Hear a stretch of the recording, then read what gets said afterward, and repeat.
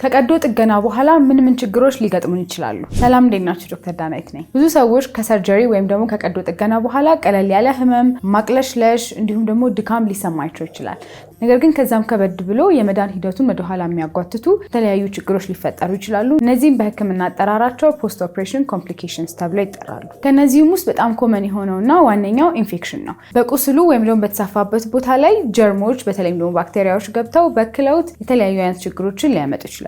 ሌላኛው ደግሞ ከፍተኛ የሆነ የደም መፍሰስ ነው። ከሰርጀሪ በኋላ ትንሽ የሆነ የደም መፍሰስ ይጠበቃል። ነገር ግን ደም መፍሰሱ በጣም ከበዛ፣ ቁስሉ የተሸፈነበትን ጎዝ ወይም ደግሞ ጨርቅ በጣም የሚያበሳብስ ከሆነ እንዲሁም ደግሞ የደም ግፊቷን የሚቀንስ ከሆነ በጣም ከፍተኛ ሊሆን ስለሚችል አፋጣኝ እርዳታ ያስፈልገዋል። ሌላኛው ደግሞ ብለድ ክሎት ወይም ደግሞ የደም መርጋት የምንለው ነው። ይህ የደም መርጋት ከሰርጀሪ በኋላ የማይንቀሳቀሱ ሰዎች፣ አልጋ ላይ በጣም የሚተኙ ሰዎችን አፌክት ያደርጋል። ደሙ ብዙ ጊዜ የሚረጋው በእግራችን የውስጠኛ ክፍል ላይ የሚገኙ ቬኖች ውስጥ ነው። ከዛም ሄዶ የረጋው ደም ወደ ሳምባችን ሄዶ ከባድ የሆነ የመተንፈሻ አካል ኮምፕሊኬሽን ሊያመጣ ይችላል፣ እስከ ሞትም ሊያደርሰን ይችላል። እንዲሁም ደግሞ በጣም ለረጅም ጊዜ የቆየ ህመም ካለ ወይም ደግሞ ፔን ካለ የነርቭ ዳሜጅ ሊሆን ይችላል። እንዲሁም ደግሞ ቲሹዎች ስካር ፈጥረው ወይም ደግሞ ከፍተኛ የሆነ ጠባሳ ፈጥረው ሊሆን ስለሚችል መታየት ይኖርብናል። ሌላኛው ደግሞ ከመጠን በላይ የሆነ ማቅለሽለሽና ማስታወክ ነው። ከአነስቴዥያ ወይም ደግሞ ከማደንዘዣ በኋላ መጠነኛ የሆነ ማቅለሽለሽና ማስታወክ ይጠበቃል። ነገር ግን በጣም የሚበዛ ከሆነና ታካሚውን ወደ ዲሃይድሬሽን ወይም ደግሞ